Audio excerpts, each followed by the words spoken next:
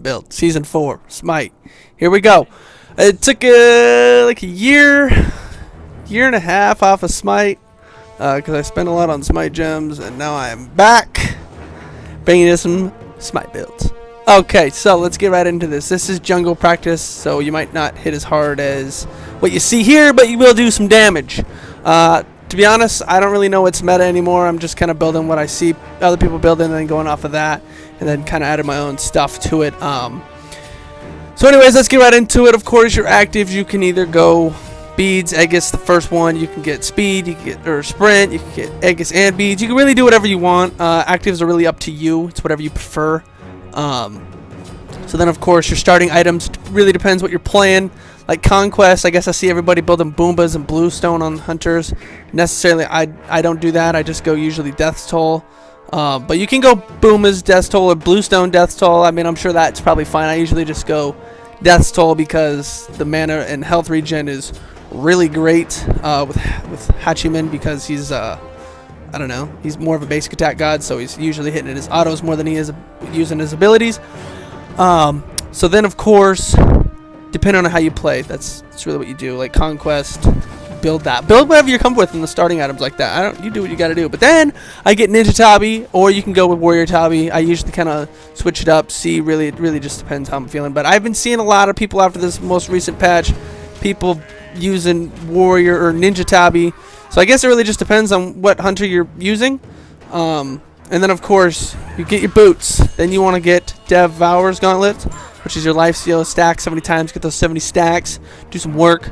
And then, of course, you really, depending on the team that you're going against, if they're a little more tanky on like the beefier side, then you're going to want to go more pen than you are crit. But if they're like, you got, like, I don't know, say they solo a hunter in the Conquest game, so they only have the support, the Guardian, then you could, by all means, I'd definitely go crit. So with that being said, usually regardless of anything, after I get my Devourer's Gauntlets, I go into Kin Size.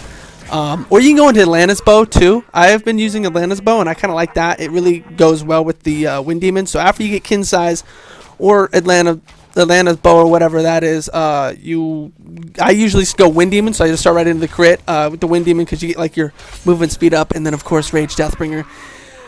But like I said, if they are like a beefier team, I would not really go into too much crit. I would go more into the pen side, so like Titan's Bane. If they got a healer, go Brawler's Beatstick. Kin Size, of course. Execution, you can go Executioner too if you don't want to go triple crit. Triple crit though is what the build I'm using here in this video. So you will crit pretty well. But that's besides the point. So really, it really just depends. It's up to you on what you want to build. I'm not going to really tell you how to build. This is just my opinionated build. So this is the build I use.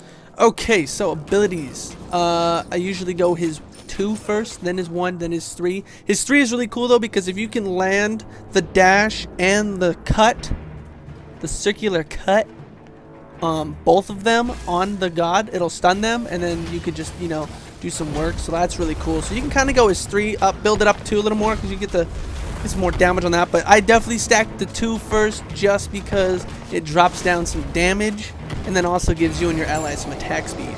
And so it's like a win-win. You attack fast, and your teammates also get to attack fast. So it's like a great team fight. It's good for team fight, So with that being said, I hope you guys enjoyed this video. Make sure to leave a thumbs up, hit the subscribe button if you enjoyed the video. Let me know in the comments below if you got a god you want me to do a build on. I'll do my best. I do have a ghost builder that helps me sometimes with my builds. I ain't gonna lie, it's my best friend. So with that being said, thank you.